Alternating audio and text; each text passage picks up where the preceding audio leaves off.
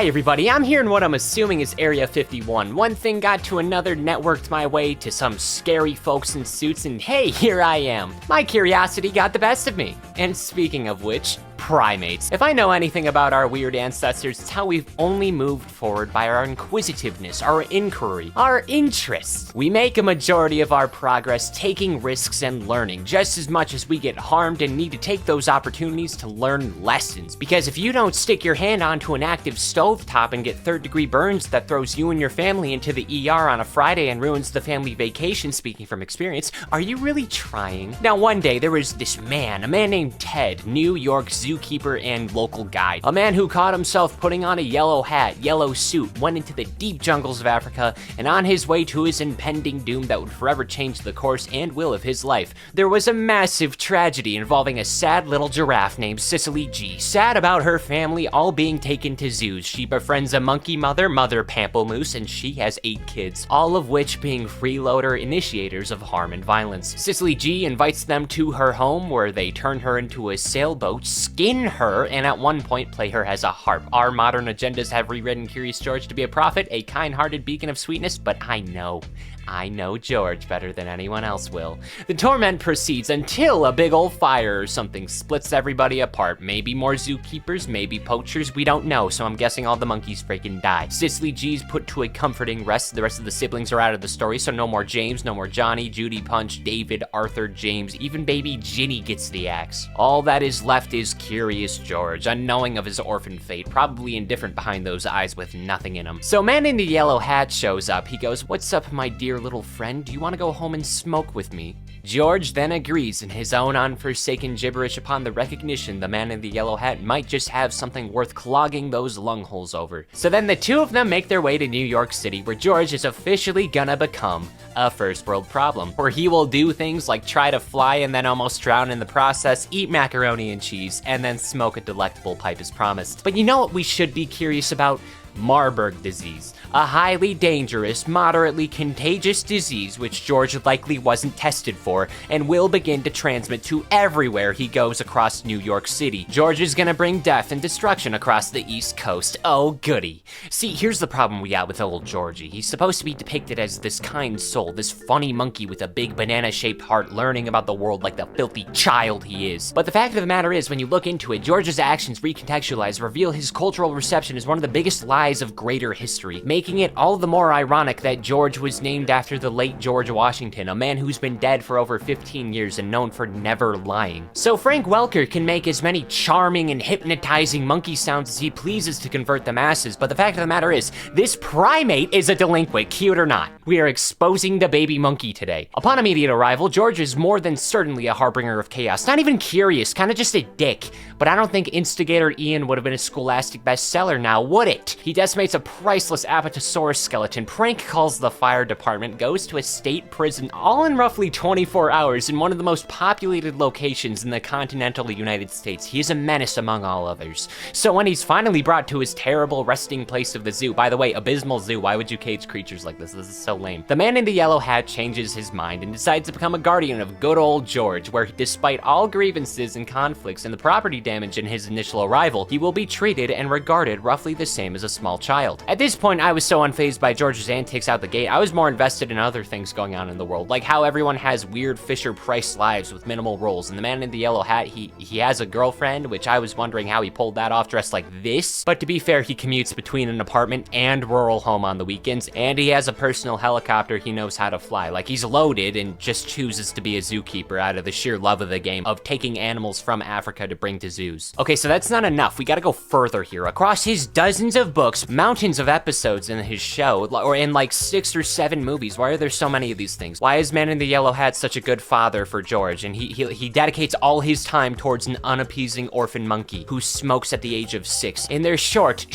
time together, George has been given almost every opportunity conceivable. It's an act of privilege he fails to recognize compared to the majority of his brethren being forced to roam in the zoo, which he acknowledges like he gets to go to school and has fun at an elementary level because he makes funny monkey sounds, yet he hardly gets gets a slap on the wrist following any sort of grievances or trespassing. Then he's also brought to the hospital after mistaking a puzzle piece as candy. A human hospital, by the way, not a vet. He's been immediately regarded and respected as a child despite his lack of proper documentation to verify his stipulations of living in America without being brought to a zoo. Regardless of what country it is, I feel like proper documentation goes a very long way. He's indulged in bad habits. He can't even count past 12. He's given a stupid high amount of freedoms and opportunities on account of the fact the man in the yellow hat, because like, he's gotta be a billionaire, or a millionaire at least. Like, what kind of portfolio does the man in the yellow hat have in the stock market? I gotta know. Actually, funny you wonder about the wacky stipulations in the dumb baby children's franchise, because George is being used for money on behalf of the man in the yellow hat. He has a job for NASA doing minor missions in the station.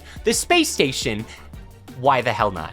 George makes hundreds of thousands, if not millions, in astronaut work. Now let me remind you, he's like 7 years old tops. How has George outdone my entire life before learning how to get to 13? His priorities are obscene. Like, he's more tensed about losing in hopscotch than he is obliterating tax dollars on his space adventures. Did you know that Curious George has also been responsible for political discourse? Because he single-handedly allowed the US to solidify their international relationships with the European country of Semania, where their customs include allowing primates into the royal family, as their history cites a primate saving a heir to the throne centuries in the past. So he swaps positions with the royal monkey Prince Felipe. Parent Trap situation. I truthfully just sit in awe of any of this being established. I can't help but hold some sort of discontent for the environments George finds himself in overall. I think his curiosity might just be the most goofy part of it all. He's basically an infant or small child. He's been a regular in the daycare for 83 years. I really hope that hospital checked him for any sort of disease, because I'm convinced George might be possessing ancient bacteria somehow. I wouldn't put it past him. He's easily influenced, so much so that the slightest wrong move has the possibility of transforming him into a nuisance or threat.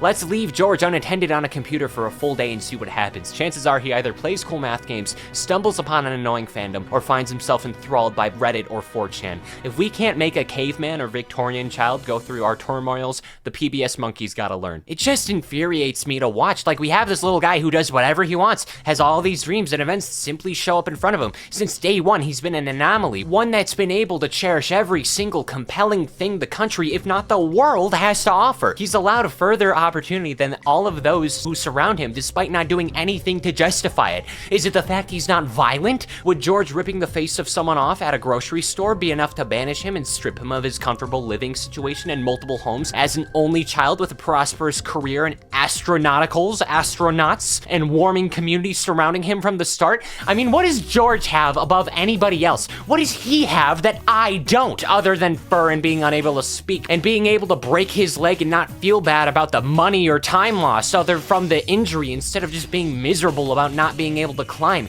How does he do it? Every waking moment goes to him bending rules and getting rewarded for it. The community all decide to host a giant summer games event and he signs up for it, specifically competing and winning on a gymnastics team. Now, without being disrespectful to everybody else, I'm not upset by George participating, but it feels kind of out of nowhere more than anything. He came into an environment without much warning. I don't believe he has a physical record on to verify his ability to compete, but even then it feels partly like letting a bird in high jump or a fish in freestyle swim. George has a species-based advantage that to an extent could expand to a further debate on letting little George play whatever recreational sports are ideal. Then again, he's a known convict, so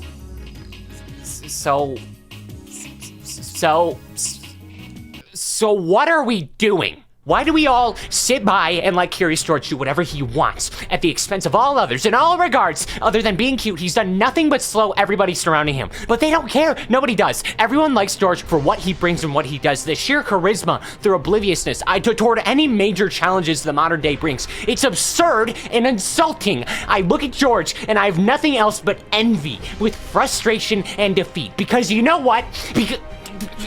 Because I wish I was Curious George.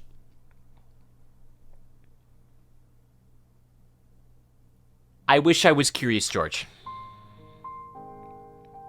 I wish I could get away with asking dumb questions of the world and being surrounded by peace and prosperity in any way I could, with people to inspire, the same who could guide me to do whatever I want, to frolic among this sandbox we call life without pre-existing doubt. I have never had the chance to be this curious, and I never will be. I was born to be a George, and I'm forced as a man in the yellow hat. He's like, what, 3 years old? He makes funny ooh-ooh-ahs, and all of a sudden the vast majority of the world loves him except for Kanye West. I'm curious about the complications of their relationship. George stares into the abyss and wonders what could come from it. His desire, his need, has allowed him to permanently ingrain in my life. The logic behind intelligence has only become a natural restraint. I'm trapped and curious George isn't. He gets to do all the things I could only imagine myself doing, because I'm too much of a coward to even contest my denial of skill. I found this button. I'm too scared to even press it.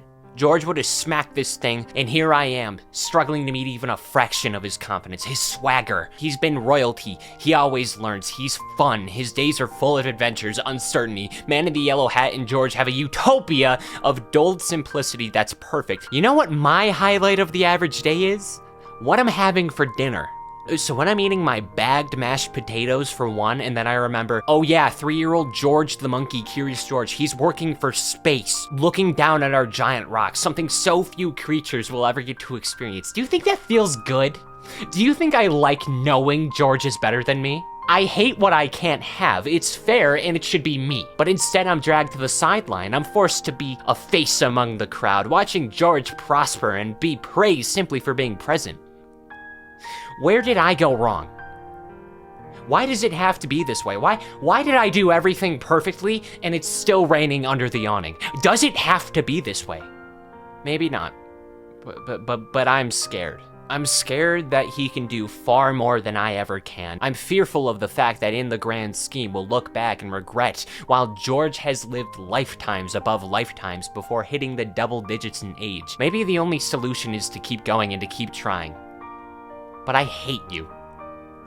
I hate you as much as I hate myself, Curious George. Thank you for being someone I need to aspire to be.